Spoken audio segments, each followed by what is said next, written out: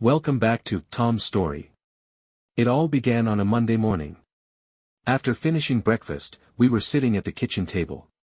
I was leisurely sipping my coffee, engrossed in reading the newspaper, when suddenly my wife said, "Chad, please put down the newspaper. I need to talk to you." I lowered the paper onto the table, and she continued, "I'm leaving you, Chad. I want a divorce." "Is that all?" I asked, picking the newspaper back up and flipping to the sports section. "I'm completely serious, Chad," she insisted. I ignored her words, which naturally infuriated her even more. "God damn it, Chad. Put down that newspaper and talk to me about this. I have nothing to say except goodbye. And frankly, it's not that big of a loss. As a wife, you haven't been worth a damn for over a year, so just go." I set down the newspaper, stood up, and headed to the home office. From my desk, I grabbed a notepad and pen, pulled an envelope from a drawer, and returned to the kitchen table. On the first page of the notepad, I wrote, "Tyrone, thank you, and thank God she's leaving me." As I was about to put the note in the envelope, an idea struck me. I took out one of the lottery tickets I had bought the night before and added it to the envelope. Then I wrote, "Maybe if you get lucky and win, it will be enough to satisfy cheaters, and she won't cheat again. Good luck, kid, you're going to need it." I signed it, "A very grateful Chad." Folding the sheet and putting it into the envelope, I sealed it, addressed it, and handed it to Kathy. "When you see him, give him this." She took the envelope, shock written all over her face. "You know, just because you think I'm a fool doesn't mean I actually am," I possibly replied, taking the envelope back from her. "Maybe I should mail it myself. I'm not sure I trust you not to open it, read it, and then just throw it away. Now, maybe you should pack your things and disappear from my life. And since you're leaving, you need to move out of the house as soon as possible." "I'm not going anywhere. I'm not moving out just so you can bring your lover here." I stood up, poured coffee into a travel mug, filled it to the brim, and headed to work. On the way, I stopped at the bank, closed our joint savings and checking accounts, and emptied our safety deposit box. Then I drove to a bank closer to work and opened new accounts in my name only. After that, I called to cancel all our joint credit cards and ordered new cards to be issued in my name. Having finished with this, I focused on my current work tasks. I stayed late, had dinner and drinks with my executive assistant, mentioning that I was back on the market. I asked if her sister was still interested. Maria laughed and declared, "To hell with my sister. If you're single again, I want to be first in line." Maria had started working for me as a secretary 10 years ago, proving herself so valuable that I promoted her to my assistant 4 years ago, and then to executive assistant 2 years ago. Once, on a Sunday, I hosted a backyard barbecue and invited Maria, but she declined because her sister was visiting from out of town. Then I suggested she bring her sister along. Tara turned out to be an attractive, busty blonde, and on Monday, Maria told me with a laugh that Tara had a crush on me. I chuckled and told her not to mention it to Kathy under any circumstances, as she could be, and sometimes was, insanely jealous. Now, Maria was saying she was interested in me, and I had never thought she might harbor such feelings. "All right," I joked. "Then Tara moves to second place, and you can take first." "I'm not joking at all, boss. I'm absolutely serious. I want to give it a try." "Maria, you might change your mind when you hear what I can offer you." "What exactly?" she asked. "I'm getting a divorce, so I'm giving her and her lover complete freedom of action. I have no idea what their plans might be." "Her lover?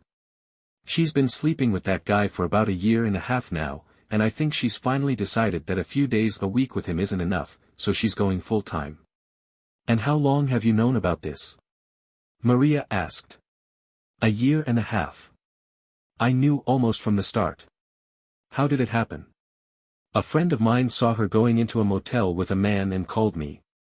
I hired a private investigator to follow her for a week, and he provided me with all the necessary information." "A year and a half, and you did nothing about it? What was I supposed to do? Fly into a rage and turn my life upside down? In our state, divorce is no fault. Everything would have to be split in half, and I'd have to sell the house and split the proceeds with her. I'd have to give up the pool, the jacuzzi, my woodworking shop, and the 3-car garage and move into some apartment. No, thank you. I decided to just ignore it and let her cook for me, do my laundry, and keep the house clean. How could you be around her, knowing she was cheating on you? You'd be surprised how quickly love can turn to hate, and then hate turns into indifference. I can't believe a healthy guy like you could go a year and a half without sex. Who said I went without sex? As long as Kathy was offering, I was taking. The frequency did decrease somewhat, though. I didn't touch her on the days I knew she was with him. Otherwise, the only change was that I stopped making love and just had sex. Do you have any idea why she did it? No idea, but he probably wasn't the first. You think she had other lovers? I can't know for sure, but what I do know for certain is that in the 10 years of our marriage, she fell into a certain mood 4 times, as far as I can remember. For a time, she behaved the way she has been for the last year and a half, since she got involved with this guy. It's just my guess, but I'm almost willing to bet that the other times were for the same reason. If she hadn't been seen and I hadn't been alerted, would have taken her recent mood for just another one of those women's things. Maybe I'm wrong in my assumptions, but it doesn't really matter. I know for sure about this affair, and that's all I need to know to understand that she is a cheater. And what are you going to do now? Wait. Wait for what? To see what she plans to do next. Now she's on her own.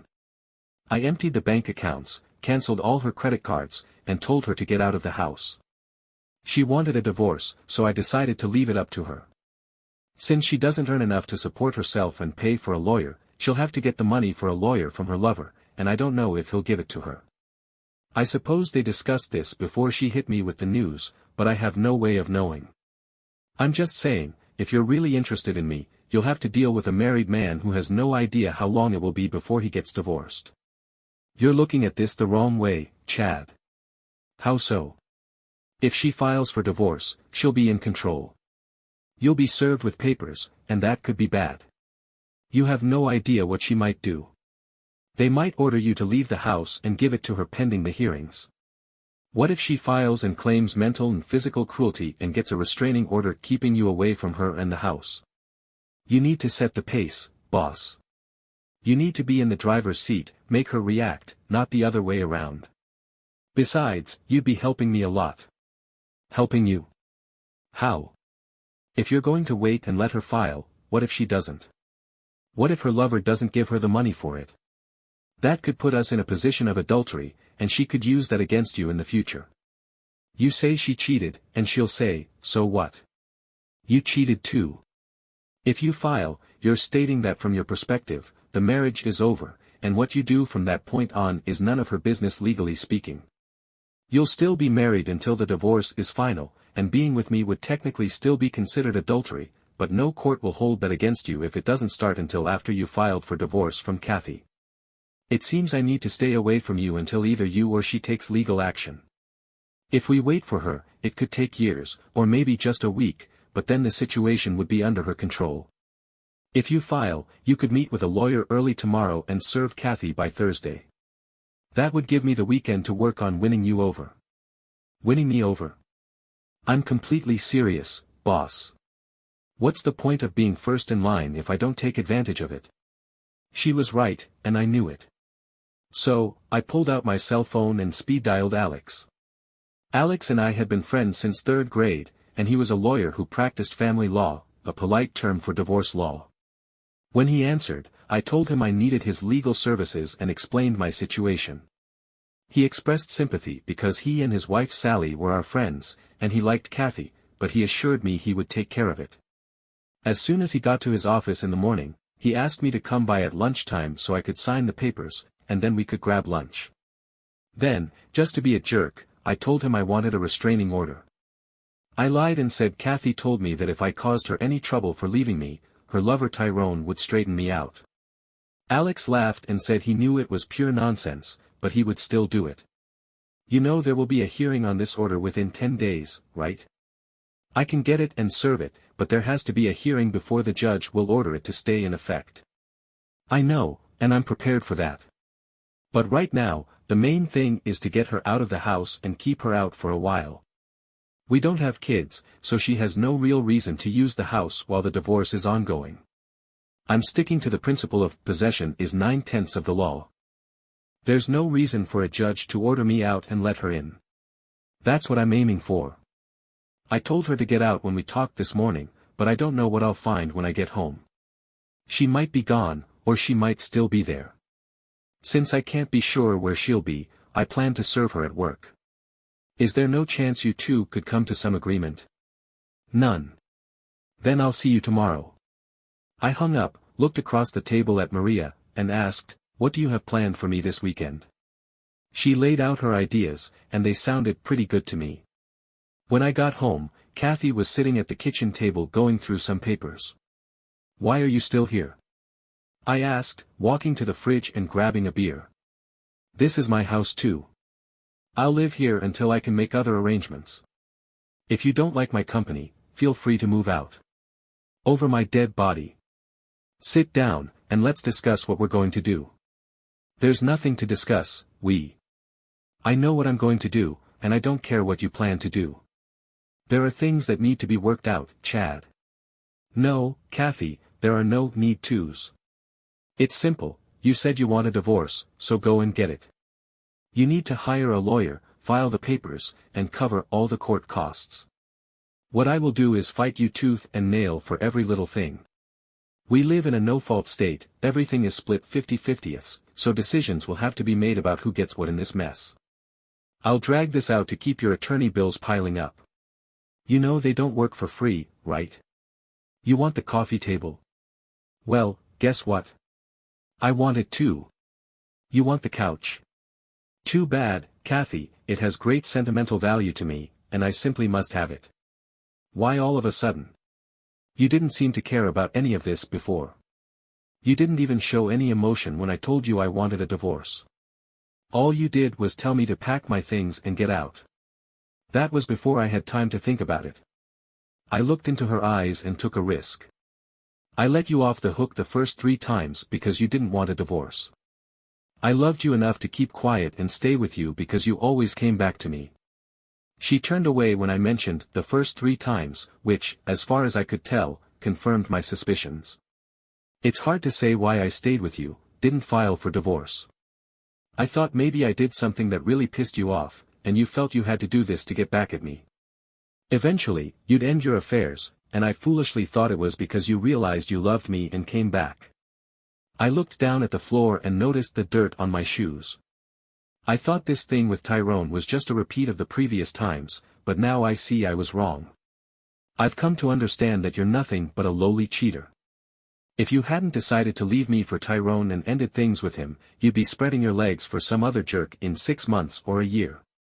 Thinking about it, I realized I needed some form of revenge. What I really wanted to do was take a thick belt and beat you with it until your skin broke and you bled on the floor. But that would just land me in jail. The only thing I could do without ending up behind bars was to make this divorce as difficult and expensive as possible for you. You're right, this is also your home, and if you've decided to stay, I have to let you be here. But that doesn't mean I have to like it, and it doesn't mean I have to talk to you. Move your stuff to one of the spare bedrooms and stay the hell away from me.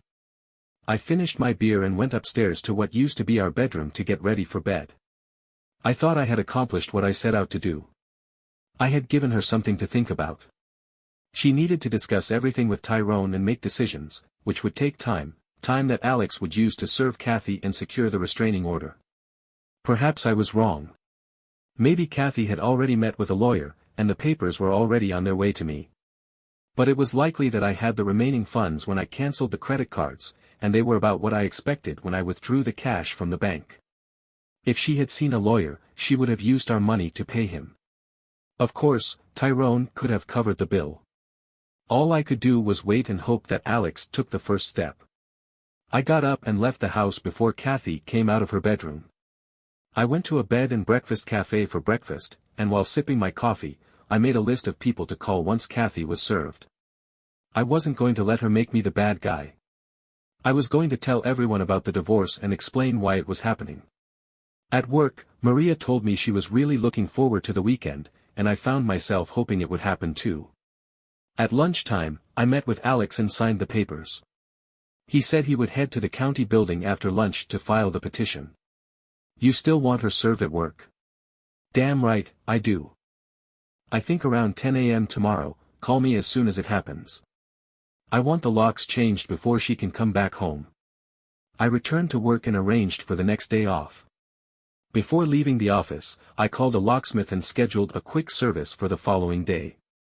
It cost me a bit more, but I felt it was worth it. When I got home, Kathy's car was in the driveway, but she must have decided to stay in her room and not get in my way because I didn't see her. I left the house before she came downstairs and went to a bed and breakfast cafe for breakfast. Nate asked me where Kathy was. I always saw you two together, and here you are 2 days in a row without her. You won't see us together anymore. We're splitting up. I see, she said, taking my order.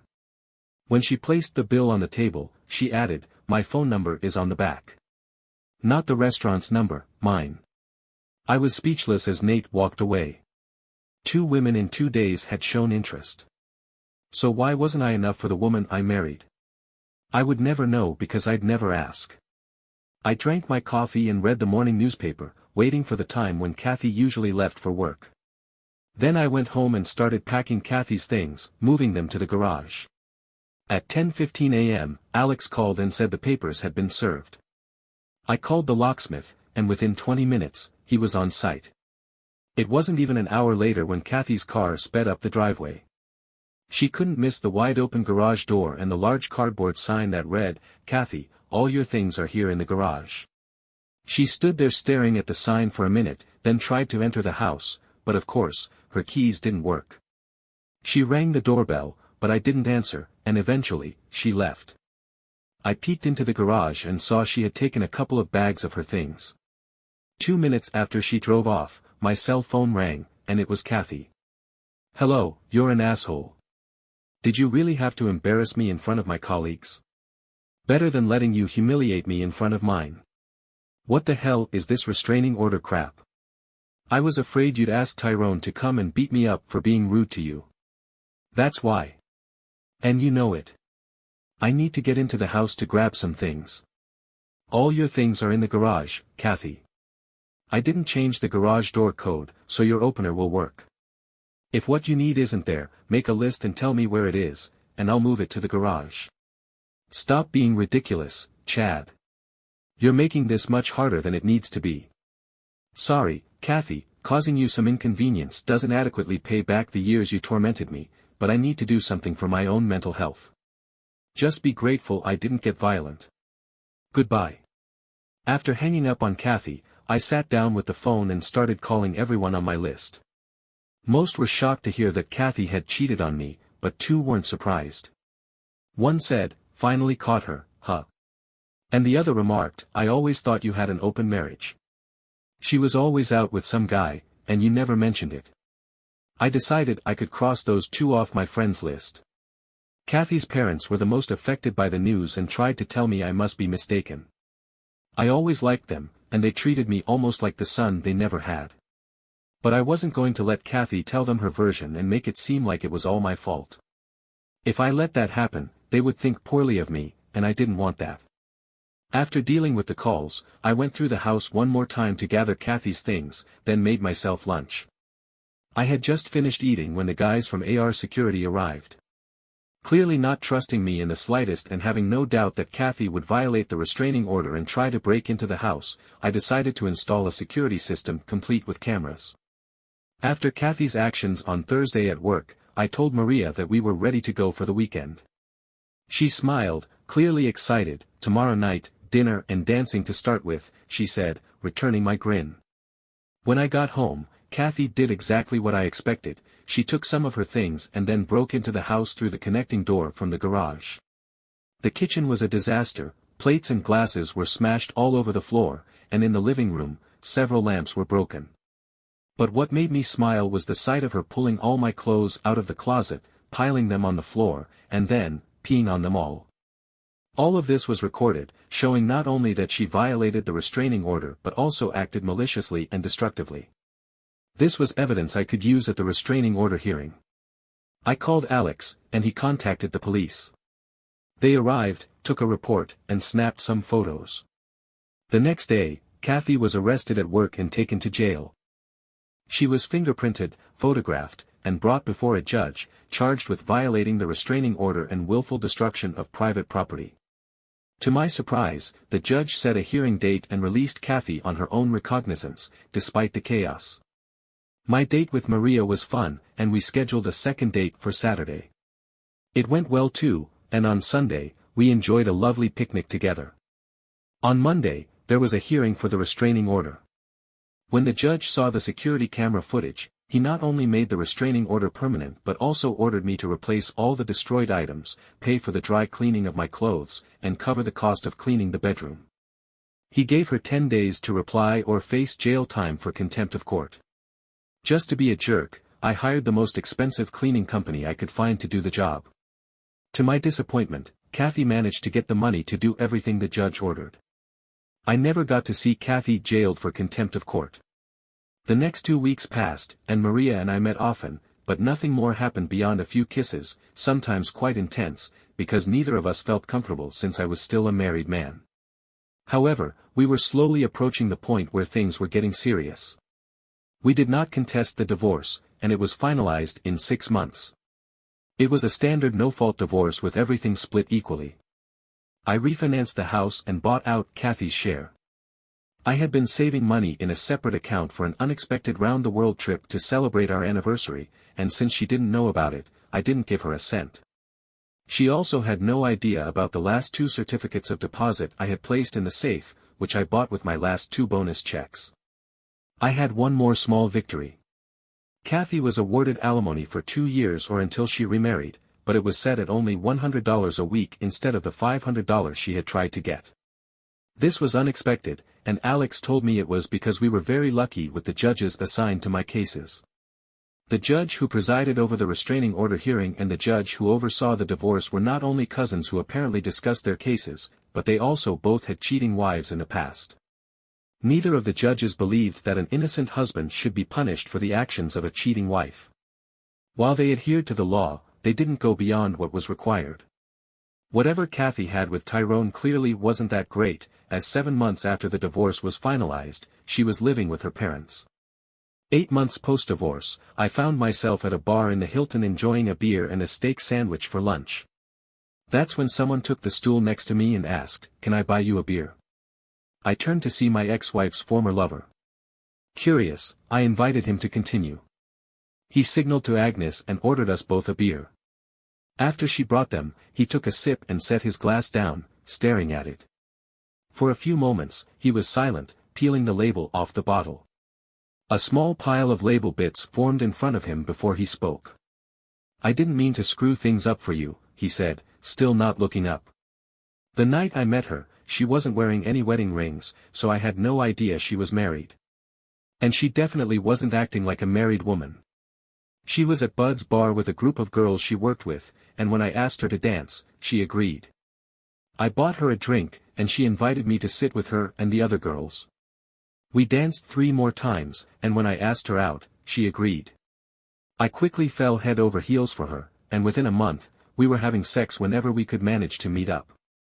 Initially, we had to use motels since I was living with 2 roommates, and one of them was always around. We couldn't go to her place either, as she claimed she lived with her disabled mother, which also explained why we couldn't see each other more often. She said she could only go out when someone else was available to look after her mom. Eventually, I got my own apartment, so we didn't need to rely on motels anymore. Even though our meetings were irregular, I was in love with her and was planning to propose. I intended to buy a house big enough for the 2 of us and her mother, but just before I was about to pop the question, a guy I knew asked me why I was dating a cheater. I was ready to confront him when he revealed that Kathy was married and had a history of infidelity. It turned out she had cheated on you with his brother 2 years prior, and when her husband found out, he ended things with her. At first, I found it hard to believe, but then I received your letter. I sat on it for a week before confronting her, and she broke down in tears. She claimed she didn't love you, portraying you as an abusive drunk who physically beat her and tormented her emotionally. She insisted she hated you but was afraid to leave because you supposedly threatened to track her down and kill her and anyone she was with. By that point, I had done some digging and realized she was lying, which erased any thoughts of marrying her. Still, she was good in bed, and since you had kicked her out, I let her move in with me, but only as long as she was willing to sleep with me. Everything was fine until the divorce was finalized, and she began talking about marriage. That's when I ended it. My parents had split up because my mom cheated on my dad. He got custody of me, and she later remarried but was caught cheating on her second husband. She married a third time and cheated again. I firmly believe in the saying, once a cheater, always a cheater, so I made it clear to Kathy that as long as she was okay with a friends with benefits arrangement, we were fine, but nothing more. About 3 weeks later, I came home from work to find she was gone. He took another sip of his beer and said, there were rumors that I had known all along about our affair. People asked why I didn't divorce her immediately. I shrugged and replied, you said it yourself, she was damn good in bed. I decided to let things be, enjoying the sex and the fact that there was someone to cook, clean the house, and do the laundry. I probably would have stayed in that arrangement if she hadn't mentioned leaving and wanting a divorce. He took another sip and added, I never thought I'd say this, especially to you, but I miss having her in my bed. He finished his beer, stood up, took something out of his pocket, placed it on the counter, and pushed it toward me. What is this? I asked, surprised. The lottery ticket you gave me, Tyrone replied. It's a winner. This is your half. He handed me a cashier's check for a substantial amount, a very, very large amount. I waited to give it to you so you wouldn't have to split it with her in the divorce. See you around. And just like that, he left. When I returned to the office, Jan, my assistant, looked at me and said, you look like the cat that just ate the canary. Was lunch that good? I smiled. Lunch was impressive. Oh, right, Jan said, remembering. Maria doesn't work for you anymore, huh? Not in the office. She's home painting the room that will become the nursery when the twins arrive. Dear listeners, please share your thoughts in the comments section below, and don't forget to like, share, and